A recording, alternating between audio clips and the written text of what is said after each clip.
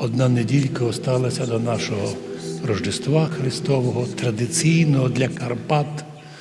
За 1150 років ніколи наш народ не міняв календар. Мається в виду наш народ православний. Ну а остальное, навіть коли вводили унію, то русини карпатські поклали умову тогдашньому Риму. Хочете, аби ми поминали Папу Римського? Добре. Но ви нам лишіть наш обряд Кириво-Мефодіївський, кирилицю, богослуження по-нашому, і вибирати священників і єпископів лемі з числа русинів. Сьогоднішню умову для унятів виконують тільки православні.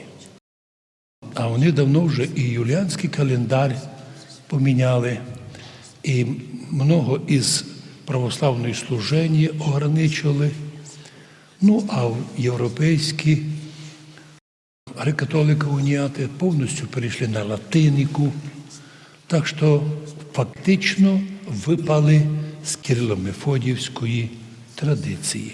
Для Чехії, для Словакії, для Закарпаття історично ми були одна держава, територія древнього Слов'янського королівства Великої Моравії. Перебування Чеської православної церкви на Словакії і в нас свідчить про те, що як 100 років назад, так і нині на цих землях іменно від лиця православних звучить Кирило-Мефодіївська традиція.